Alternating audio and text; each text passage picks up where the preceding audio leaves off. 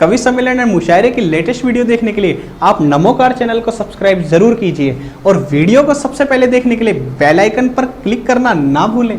आइए हंसते हंसाते हुए आदरणीय जायसवाल जी के संयोजन में जो पहला कवि हास्य व्यंग का मैं आपकी अदालत में भेज रहा हूं, उसकी अगवानी करिएगा कि श्वेत क्रांति का मृदभाषी जब व्यंगों की बौछार करे, श्वेत क्रांति का मृदभाषी जब व्यंगों की बौछार करे तो काव्य जगत के उस सैनिक की विजय श्री मनुहार करे। आकर्षण आवाज से जो महफिल को सजा देता है, ये वो पौवा है जो बोतल का मजा देता है। जरा जोरदार तालियां बजाइए आदरणीय भाई अर्जुन अल्लड़, कोटा राजस्थान। प्रणाम करता हूँ। सुदेश राय जी का आज जन्मदिन है। ईश्वर उन्हें सताए रखे, दीर्घायु रखे। तो सुनाना तो शुरू कर, ये सीहोर है, यहाँ कभी तो कविता पे ताली बजती है और अगर नहीं जमता तो फिर कवि बजता है बाद में। और इतनी भीड़ में अगर फेंक दिया तो सुबह तो तेरी भभूति मिलेगी। मैं तो जो विधायक जी उनको जन्मदिन की बधाई दे रहा था सबसे पहले। हालांकि मैं आपसे कुछ नहीं कहूँगा, मैंने आपको पहले ही प्रणाम कर लिया, क्योंकि आज जो हमारे डेरा प्रमुख हो वो आप ही हो। ज़्यादा आपसे क्या कहें। और आज तो मतलब मंच भी ऐसा ही लग रहा जैसे डेरा सच्चा सौदा। हाँ, मतलब गुफा में आ गए हो। मैं बिल्कुल आपके प्राण नहीं पीऊंगा, सही बता रहा हूँ। ये लगता है हनीप्रीत का भूतपूर्व पति है।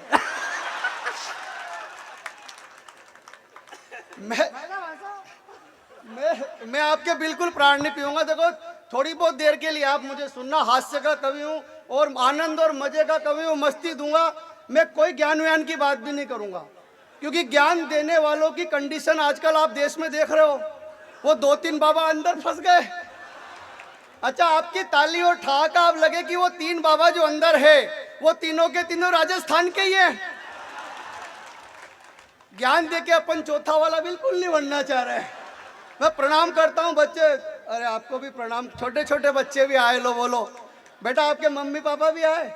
नहीं आए तो बेवकूफ थोड़ी है जो आएंगे। तुम यहाँ आगे वो आ ही नहीं सकते। जाओ सुनो सुदेश राय जी के जन्मदिन का कवि सम्मेलन। उधर गरुड़ पुराण चल रहा होगा। आनंद और मजा। थोड़ी वो 4 पंक्तियां माँ भगवती के श्री मजे का काम है। ताली बजा सकते हो, ठीक लग रहा हो तो मामला। 4 पंक्तियां पहला कवि माँ के चरणों में निवेदन करता हूँ, ठीक लगे आशीर्वाद देना। कि जय हो माता जननी जगत की भवानी, तू ही वीणा वादनी भी तू ही महारानी है। जय हो माता जननी जगत की भवानी, तू ही वीणा वादनी भी तू ही महारानी है। भूल को विसार दे माँ, मुझे थोड़ा प्यार दे माँ, रसहीन तुझ बिन मेरी जिंदगानी है। मुनियों ने मानी माता, गुनियों ने जानी, तुझे अल्लड़ ने लेखनी में महिमा बखानी है। तो शब्द ज्ञान के भंडार कामा खोले द्वार, आज सीहोर वासियों को मुझे कविता सुनानी है। शब्द ज्ञान। अब कीर्तन खत्म हो गया, ताली मत बजाओ, अब मजा लो, आनंद। देखो, आप सब कवि सम्मेलन में आए। जन्मदिन का कवि सम्मेलन। आप काई के लिए आए? मजा लेने। शशिकांत भाई साहब ने मुझे बुलाया काई के लिए? मजा देने। तो सीहोर वालों, मजे की शाश्वत प्रकृति, शाश्वत नियम यह है कि मजा देने वाले से ज्यादा मजा लेने वाला एक्सपर्ट होना चाहिए। हाँ, भगवान की कसम भाई साहब, सही बात बता रहा हूं मैं। वो जवानी में सलमान खान और राहुल गांधी नहीं ले पा रहे, और बुढ़ापे में दिग्विजय सिंह जी और आसाराम बापू ने ले लिया।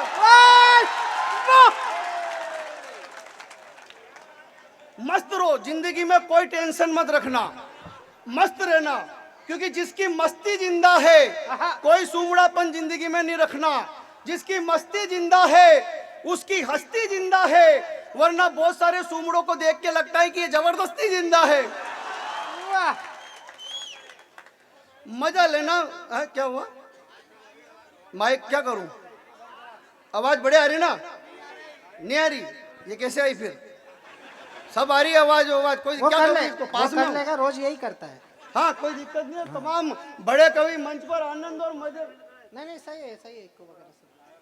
अरे कोई दिक्कत नहीं है, कैसा भी हो माइक। मैं माइक वाले को बिल्कुल नहीं छेड़ता भाई साहब, क्योंकि मैं सही बता रहा हूँ। एक गांव में, एक कवि के गांव में कवि सम्मेलन हुआ। उसने क्या है इंप्रेशन झाड़ने के लिए माइक वाले से कहा इसका बेस कम करो, इसका ट्रेबल बढ़ाओ, मॉनिटर स्क्वाइट पे साउंड फेंक रहा, वो कम करो, ये कम करो। माइक वाले का दिमाग खराब हो गया भाई साहब। उसने कवि के ऐसा माइक सेट किया कि 15 मिनट में उसका गला खराब। अब गला खराब तो उसकी परफॉर्मेंस खराब, दिमाग खराब। रात के 12 बजे घर पे चला गया। घर जाके दरवाजा बजाया और बोला कि ये जी सुनो, मैं आ गया, दरवाजा खोलो। तो अंदर से आवाज आई कि दरवाजा तो खुल रहा है, आप तो अंदर ही चले आओ। वैसे भी सोनू के पापा तो कवि सम्मेलन में गए जो सुबह तक आएंगे।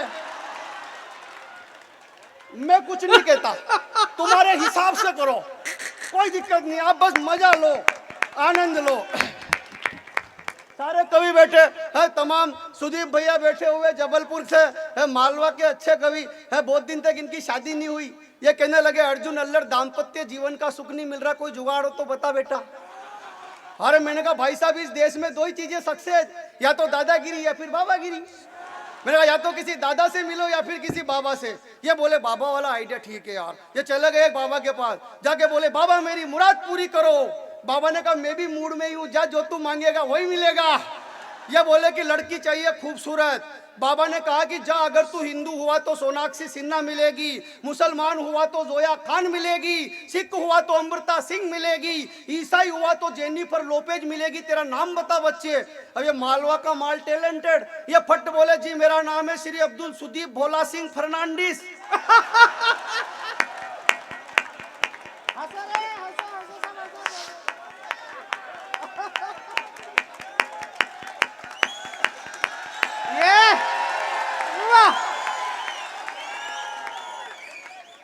अरे तुम्हें मजा आ रहा है, बाबा का दिमाग खराब हो गया।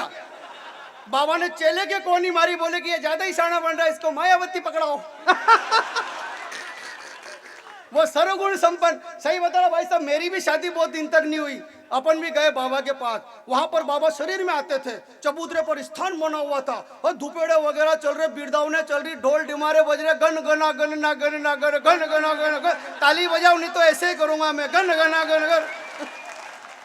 बाबा शरीर में आए। बाबा ने कहा किसको क्या पूछना है। मैं चला गया, मैंने कहा बाबा मेरे छोरे छोरी नहीं हो रहे। बाबा ने वो ज्वार के दाने दिए, बोले कितने। अरे मैंने कहा तो 4 है। तो कि रेपुटेशन डाउन मत कर, 3 नीचे से उठा। कितने हुए। मैंने कहा 7। कि 7 महीने के भीतर भीतर खुशखबरी आएगी। तो मैंने कहा बाबा लेकिन मेरी तो शादी नहीं हुई। हो बाबा ने चिमटा निकाला और बोले बेवकूफ, क्यों इफेक्ट में साइड इफेक्ट कर रहा है। अरे तेरे प्लाट के ठिकाने नियर बालकनी की डिजाइन सिलेक्ट कर रहा है। भाई बढ़िया बढ़िया बढ़िया। बाप के दलदल में खुद दस रहा है, मुझे दसा रहा है। तेरा बैंक अकाउंट जीरो बैलेंस और फोकटी एटीएम मशीन में कार्ड फंसा रहा है। सूखे रेगिस्तान में समंदर नहीं भी मिलेंगे। बेवकूफ, जब जमीन नहीं होगी तो फूल के आसमान में खिलेंगे, निकल यहां से। अरे मैंने कहा बाबा नाराज मत हो, एक आध ऐसा मंत्र बताओ कि कोई छोरी पड़ जाए। बाबा ने कहा बेवकूफ ऐसे मंत्र हमें मालूम होते तो मैं चबूतरे पे बैठ के देवता आवाते। यार बाबाओं का कमाल काम भाई साहब, सही बता रहा। वो बाबा, 2 बाबा अंदर जेल में थे, रामपाल जी और आसाराम जी। वो तीसरे बाबा और चले गए। तो जो 2 अंदर थे उन्होंने नए वाले बाबा से पूछा। बापू ने पूछा राम रहीम जी से, बता मेरे राम रहीम मारे, बता मेरे राम रहीम मारे, क्यों घने दिनों में आया। आश्रम में गंदा काम करया अच्छा, राम का नाम। बचपन में माँ कहती थी मस्ती मत कर बाबा पकड़ लेगा, मस्ती मत कर बाबा पकड़ लेगा। बाबा खुद पकड़ा गया, वो भी मस्ती के चक्कर में। आश्रम में गंदा काम करया अच्छा, राम का नाम बदनाम करया अच्छा, फंस गया तू भी अंदर रे, क्यों घना दिना में यार। मजा लेना, ताली बजाना, ठहाका देना। राम रहीम ने जो बापू को जवाब दिया, राम रहीम जी ने बापू को कहा बापू तने मारे पे भरोसा नहीं के। मतलब मैं आई तो रहा था। हाँ कोई दिक्कत। बाबाओं का काम तमाम बड़े कवि मंच पर बैठे हुए, श्रद्धेय पवार जी की उपस्थिति है, शशिकांत जी भाई साहब बैठे हुए, ये सभी कवियों से हमें सीखना मिलता है। मैं दो पंक्तियां पढ़ता हूं कि तजुर्बे उम्र के सुनकर गजब का जुनून मिलता है। अरे ये वो वटवृक्ष है जिनकी छांव में दिलों को सुकून मिलता है। मैं प्रणाम करता हूं इन दोनों को। ये सब कवि हमें सिखाते हैं बड़े बड़े, लेकिन कभी कभी लफड़ा पड़ जाता है। शांति तूफान जी ने मुझसे कहा, अर्जुन अल्लड़ तू गांव में रहता है बेटा, इस देश में 2 लाख घटनाएं होती है सांप के काटने की। मैं समाधान का कवि, तेरे गांव में किसी व्यक्ति को सांप काट ले तो जिस स्थान पर काटा है उसके 2 इंच ऊपर कस के रस्सी बांधना, इंसान मरेगा नहीं, बच जाएगा। यह पुण्य का काम है। सर्वहिताय पुण्याय पापाय पर पीड़नम की हमारी संस्कृति है। मैंने कहा ठीक है भाई साहब। मैंने इनकी बात मान ली। परसों मेरे मोहल्ले में 80 साल की डोकरी को सांप ने काट लिया।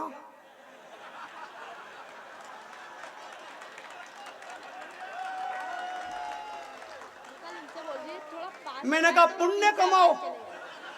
अपन ने कस के रस्सी बांध दी, 15 मिनट में डोकरी की फाइल सलट गई।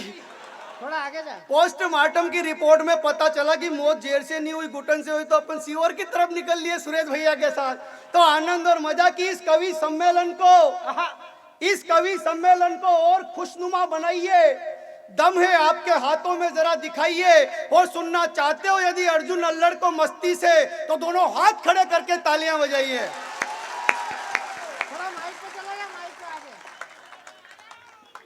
और अब माइक वाले भाई साहब थोड़ा सा इसका बेस बढ़ाइए, क्योंकि बेबी को मैं समझ रहा हूं तुम सब मेरे ही माजनों के हो। बेबी को ट्रेवल, मजा लेना आनंद, वापस कम कर दो, मैं तो मजाक कर रहा था, कर दो। बेबी को ट्रेवल से ज्यादा बेस पसंद है, गुजर को गाई से ज्यादा बेस पसंद है, वकीलों को जमानत से ज्यादा केस पसंद है, सल्लू को अनुष्का से ज्यादा एस पसंद है, केजरीवाल को विकास से ज्यादा कलेश पसंद है, और नरेंद्र मोदी जी को पत्नी से ज्यादा देश पसंद है। वाह, बढ़िया बेटे, जिंदाबाद। तालियां दोनों हाथ खड़े करके बजाना, क्योंकि जो मेरे हीरो हैं, जो मेरे आइडल हैं, उनका मैं नाम लूंगा।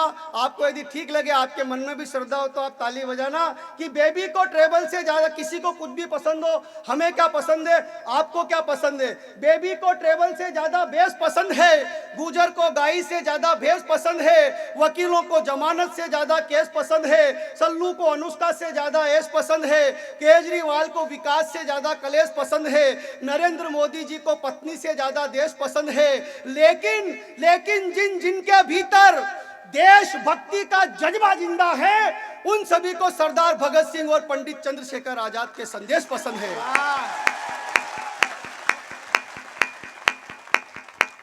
लेकिन आप टेंशन मत लेना, अपना सब्जेक्ट अलग है।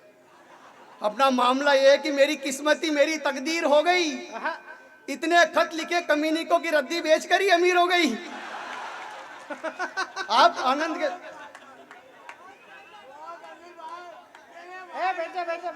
बैठ जा।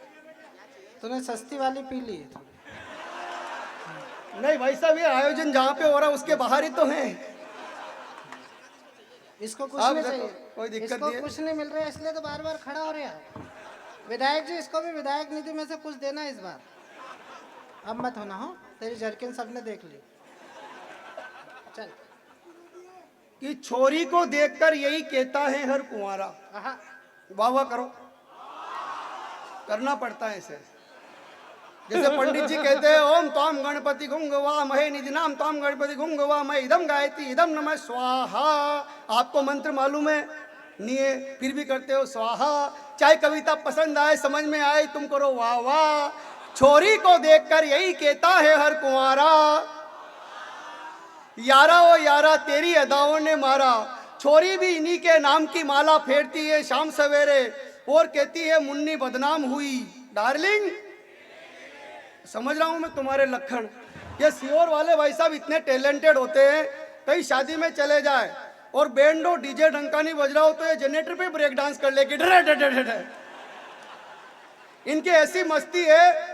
एक छोरा ने चोरी से आंखें लड़ाई, तो आपको हड़ोती समझ में आएगी, सुनना।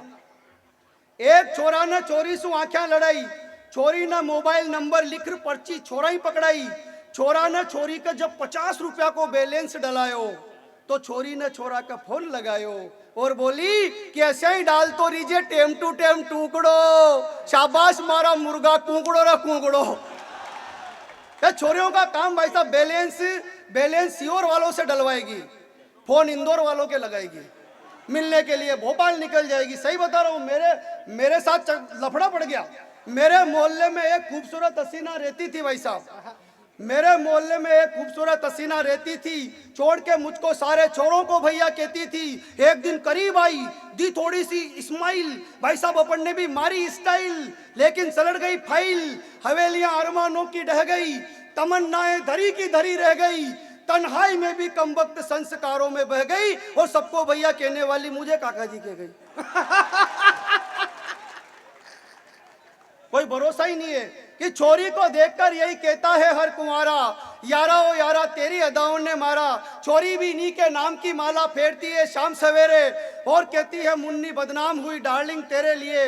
अरे अरे बुजुर्गों दी के हवन कुंड में जो दे गए खुद के प्राणों की आहुतियां, ऐसे अमर शहीदों की इतिहासों में अमर कहानी है।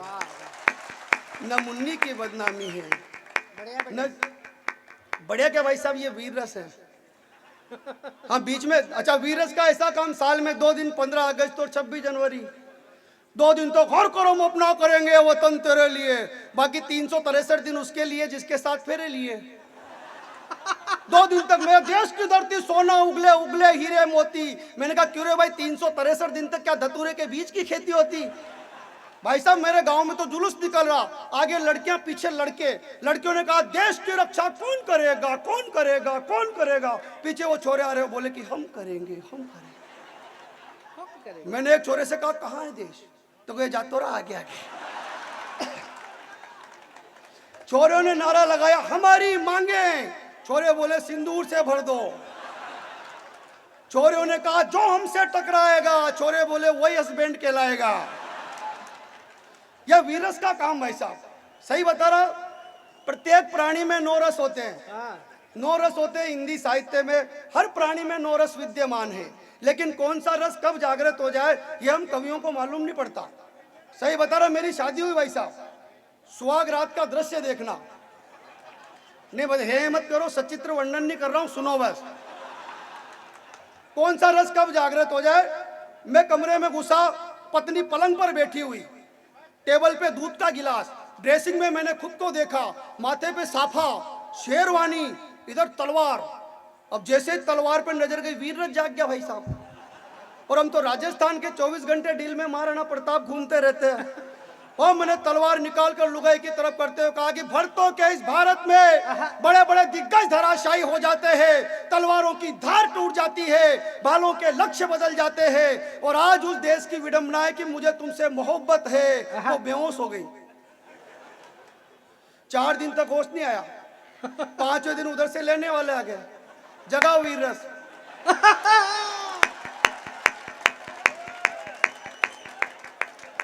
मनाओ सुहागरात।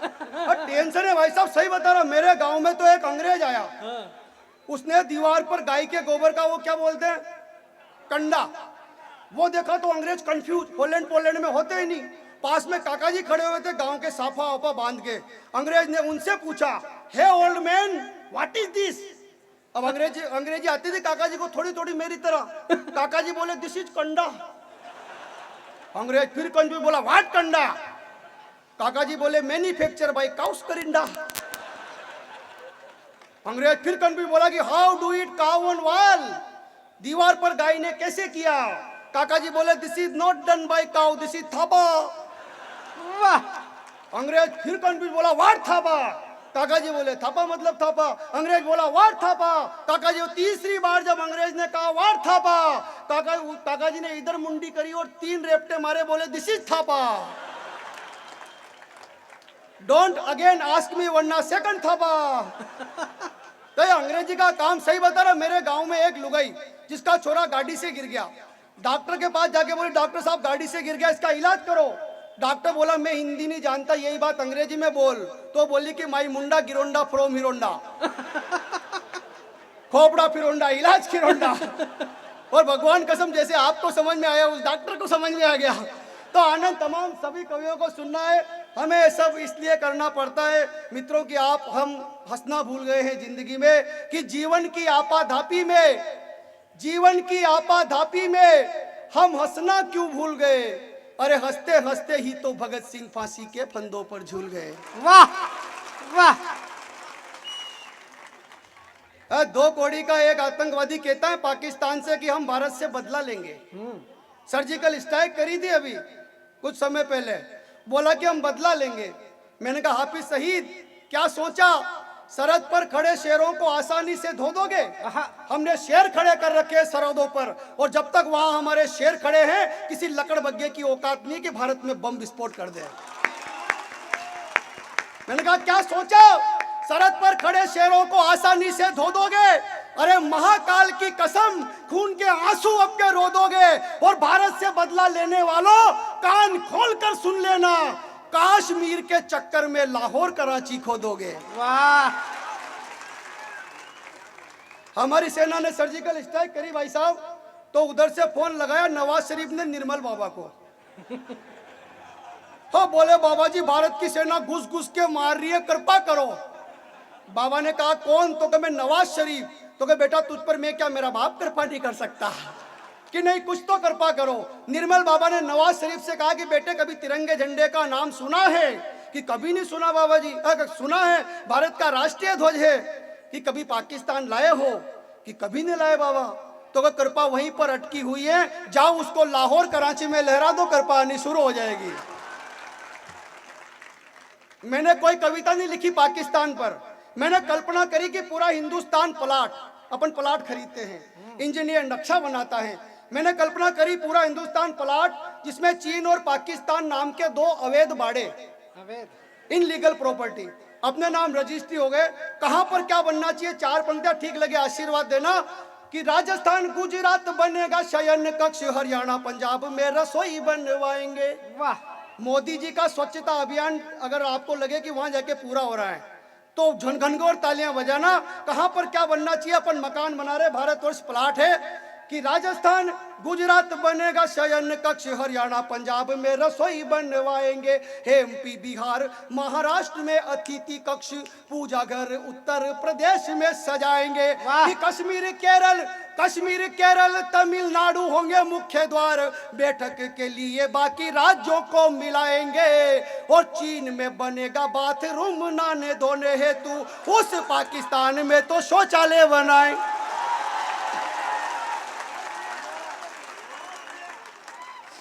हमारे देश के जवान शहीद होते हैं, और मैं कहना चाहता हूं कि जिंदगी में हंसाना जरूरी है, माना जरूरी है जिंदगी में हंसना और हंसाना, माना जरूरी है इंसान को गमों में मुस्कुराना, पर जिन शहीदों ने सरहदों पर अपने प्राण दे दिए, सबसे ज्यादा जरूरी ऐसे शहीदों की चिताओं पर श्रद्धा पुष्प चढ़ाना।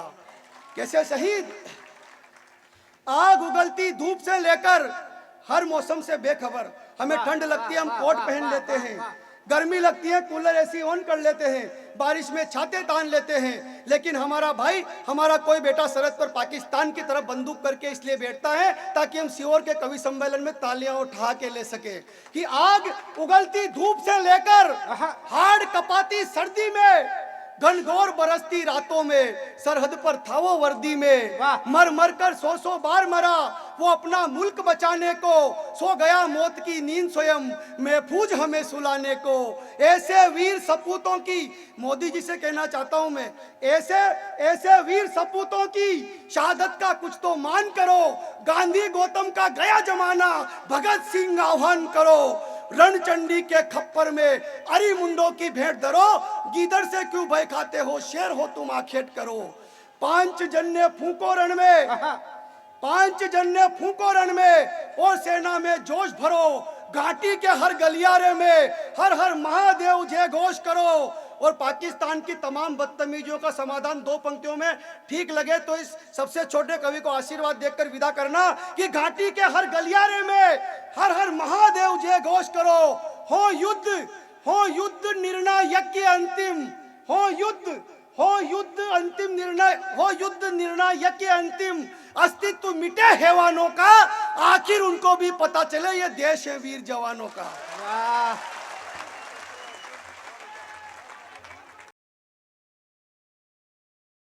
कवि सम्मेलन और मुशायरे की लेटेस्ट वीडियो देखने के लिए आप नमोकार चैनल को सब्सक्राइब जरूर कीजिए और वीडियो को सबसे पहले देखने के लिए बेल आइकन पर क्लिक करना ना भूलें।